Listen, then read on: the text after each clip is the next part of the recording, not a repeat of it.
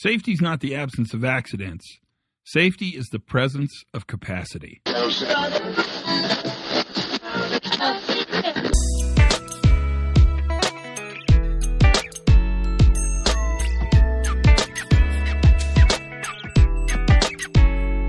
everybody, and welcome to the Pre-Accident Podcast. I am your host today. My name is Todd Conklin. How are you? Okay, so today's podcast is going to be around the word capacity. And the word capacity, I think, offers with it a tremendous amount of confusion. At least that's the feeling I'm getting. I talk about capacity a lot, and I think it's a good word to use as I understand it. So when we set up our discussion around capacity, one of the things that we should really understand is what this means. And how do we understand it in the context of our organizational work? And how do we understand it in the context of what we do? How do we measure it? How can we tell where it is? How can we tell what's happening? And so that's really what this discussion is going to do. It's going to talk in detail, at least a little bit, around the notion of capacity. I'm going to freewheel it because I think that's the way to do it. But I think this will help people at least a little bit understand why it is we use this word. So without much more debate, let's go into the word capacity. So if I were going to define capacity, it would have a couple definitions. I mean, and I guess we could look these up. A dictionary is a great place to go to understand sort of the socially constructed meaning around a word. But remember, meanings aren't in words. Meanings are in people. And so the dictionary helps us understand how our contemporary society defines a word. And this, I think, will help us a little bit. There's sort of two ways you can look at capacity. The first way is capacity is the maximum amount that something can contain. So I have a 16-ounce glass, and I have 16 ounces of lemonade. If I pour the 16 ounces of lemonade, I will fill the glass up all the way to the very tippy top, to the rim, to the brim, and it will carry no more. That glass is at capacity. And that's one definition. It has to do with volume or size or magnitude or measurement or proportion or amount or even dimensions, right? The capacity of a rental car, right? Or the capacity of a rental car trunk. Maybe that's a good way to look at it.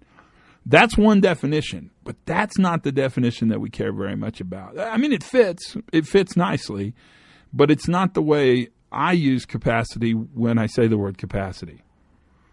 The second definition has to do with the ability or the skill or the power or the capability to do or to experience or to understand something. The ability to do, experience, or understand something. The ability to understand something. The ability to experience something. That capacity, let's use it in a sentence. My helper has a tremendous amount of capacity to make PowerPoint slides. Right? They have a great capacity in making PowerPoint slides. That second definition is probably much closer to how I use the word capacity.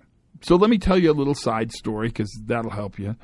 For many, many, many years, one of the big challenges that I've done on this journey is to help organizations redefine safety. We define safety as the absence of a negative. So safety is the absence of injury. Safety is the absence of an accident. Safety is the absence of an event. Those are really quite horrible ways to define a reliable and stable system because you're actually defining the system and understanding the system by counting what failed in the system. I've always thought it was goofy, and I mean that goofy, that our metrics for safe performance in an organization is that we measure the number of people we hurt. What we're missing when we measure the number of people we hurt are the virtually unlimited number of times workers do high-risk work and don't get hurt and don't fail. We almost discredit the fact that the system's normally stable, normally reliable, and normally incredibly productive in order to value something that's easy to measure, and that is where exactly the system failed. So I made this slide that said safety is not the absence of accidents. Safety is the presence of defenses. I never liked the word barrier, although in process safety and for you safety engineering people, I understand barrier because it's between the energy and the worker. I mean, I get why it's there. But from a communication standpoint, barrier seems like something that sort of makes it hard for the worker to be safe or to be successful. I love the word safeguard, but safeguard oftentimes leads towards engineering controls, as does defenses. I really like the word control, but that kind of got confusing, but it's the same idea. All these ideas, defense, barrier, control, safeguard, they're all the same idea. They're just different ways to sort of trigger that thought. Remember, meanings aren't in the words, they're in the people who use them. And some industries, oil and gas for instance, are really comfortable with the word safeguard. Whereas other industries, the nuke world, they're really comfortable with the word defenses. Some organizations really like the word barriers. Lots of places like the word control. But all of those seemed really linear to me. I mean, that's not exactly what it is we're trying to think about or what we're trying to do. And so I thought, well, I don't know what to do about this, but I'll stick with defenses and kind of illustrate my thinking. And I was given a presentation someplace, and Sidney Decker was there, and he came up to me and he said, that first slide is really normative. It's really old school, and it's a little bit linear. We know that human error is never causal. That's how he started this conversation. And that safety is not the absence of accidents. It's really the presence of some other word. Think of a better word. Well, I had to present in like 2 minutes. I mean, he did that right before I went up to give a presentation to a whole giant auditorium full of people, of course. And I thought, well, it's really kind of this notion of capacity. And so I replaced it with capacity, and it made the cut. I don't know how I made the cut. And I'm not sure it's the perfect word, but I think it's a good word to talk about what it is we manage, which is the presence of positive. It's the presence of safeguards. It's the presence of engineered controls. It's the presence of administrative controls. It's the presence of rules and policies and procedures and regulations. It's all the things we do that don't allow a system to fail, but in fact allow a system to succeed. All the things we do that don't keep a system from failing, but they allow a system to succeed. And that's how I use the word capacity. So how do you measure it? Well, you can't measure it using traditional understanding of reliability. You can't say that we measure capacity by counting the number of people we hurt. You have to measure capacity by understanding your ability for your system to fail, recover, and learn. So when the software industry talks about chaos monkeys, where they send a piece of software into a system and fail the system on purpose so that they can actually measure how long it takes the system to identify the problem, fail, recover, and get better and learn, what they're actually measuring with that chaos monkey is capacity. But it's hard for some of us because you can't go out and injure a worker and see how long it takes you to identify the worker's injured. That's not going to help. Well, it'd be mean. What you have to do is think, how much capacity is in my system so that when it fails, the system has the ability to bend and stretch. The failure happens. It's in motion because complex systems are never stable. They're always in motion. The system fails and recovers and bounces back, and in many cases comes back to a stronger, more robust system than it was before it failed. That is capacity. And so if you think about capacity, it's how much resilience does your system have? How robust is your system? How much recovery does your system have? How many defenses are in your system to make it better? Capacity is the ability to understand work, but not just work. It's the ability to understand successful work and its resilience or recoverability to handle normal failure as a function of operational variability. That's a pretty fancy pants sentence, I'll grant you. But what I'm saying is, you got to plan to fail. And when you do fail, does your system fail safely? Does it fail stably? Does it fail operationally so that you have the ability to pick up and do what it was you were doing before the variability happened in that process? That idea is really important. That's a kind of a brief definition of capacity. So does my system have the capacity to fail and recover?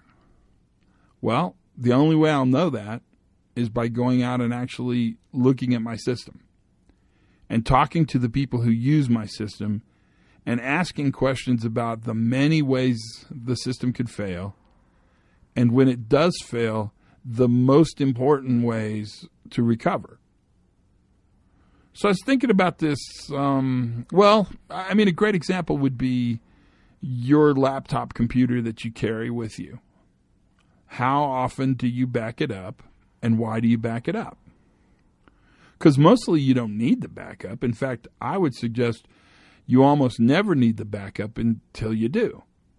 But when you need the backup, it's vital. It's everything. It's the most important thing in the world. That backup is capacity. And you have to ask this question: do I have enough capacity? Am I backing up enough times? Is my capacity large enough? Is my backup drive big enough? Am I gathering the right things? Am I mirroring my entire computer? Because all of those things are going to matter, not during normal operations, because you don't need the backup during normal operations. It's going to matter when you spill a Coke on your computer, or when you drop a bowling ball on your computer, or when somebody steals your briefcase out of the back of a classroom. All those things are incredibly possible. They're hard to predict, and they don't happen often, but they all could happen. What you manage in your organization are not accidents. In fact, there's a good case to be made that accidents manage you. What you manage in your organization is much more than accidents. What you manage in your organization is the organization's ability to recover. You can't measure the failure to describe capacity. You have to understand the recovery to the failure to describe capacity. And so therefore you have to measure the recoverability that exists in whatever system you have, and that is how you can manage the word capacity. I don't know. I mean, maybe that's a good description. Maybe that's a crappy description. But ultimately, that's how I think of that word. And I don't want to confuse. I mean, my goal was not to use a word that was especially esoteric and freaky and hard to describe. That's the last thing I wanted to do. I just didn't want to use a word that was incredibly linear and that somehow meant that every single system has to have a hardcore engineered control to it before it can work. Because it's more than just hardcore engineered controls. And yet it includes hardcore engineered controls. It's the capacity for the system to flex and bend and then recover. Not to break, because that's a system that has no capacity, but to flex and bend and recover. My last example, and there are tons, but the one I think about a lot are the way we've organized aviation travel in the United States for sure, but kind of in the whole world. We use a system called hub and spokes. So we have hubs across the United States. Depending on what airline you fly, you know exactly. If you're Delta, You know that Salt Lake's a hub. You know that Detroit's a hub. Atlanta is a gigantic hub, right? And those hubs have little tiny flights that go out to the rest of the world. And so if I fly from Santa Fe, New Mexico, I have to take a spoke to Denver, which is a hub, and then I'll change planes in Denver to, let's go to Tucson, to another plane that goes to Tucson, and that's how I get to Tucson. That's a hub and spoke. That's how we've got that system organized. And it's a great system when things are normal.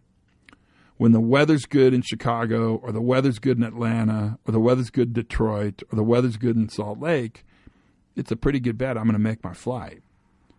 But one simple problem at any place will drop that whole entire hub and spoke model in seconds. So my flight leaves at 1 p.m., but the flight that's going to pick me up was a hub and spoke from Philly to Detroit, and then from Detroit to Albuquerque, right? That's kind of a classic hub and spoke. There's maintenance issues, and it can't leave Philly, which means it doesn't get to Detroit, which means it doesn't get to Albuquerque, which means I don't get to Denver, which means I can't go to Tucson. That's a system that, when it works well, is very, very effective. But any kind of variability in that system, and it's brittle, it snaps, it breaks, and it fails. It fails in timing. It fails in the ability to carry me where I need to go. I just don't get where I'm going. You're basically one snowflake in Chicago away from missing every single flight. That is a system that is very good at making money and being efficient, but it's very bad at having the capacity to manage off-normal conditions or variability. That is the definition of capacity.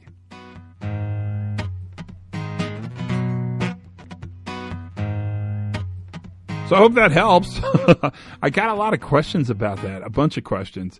And it's a fair question. There's no doubt about that.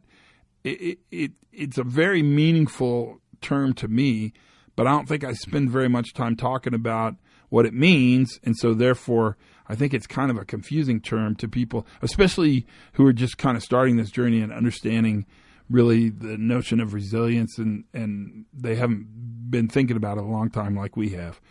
I hope that helps. That is my goal. That's always my goal. Until then, my friends, learn something new every single day. And maybe you did today. Maybe not, but maybe so. Have as much fun as you possibly can. And for goodness sakes, be safe.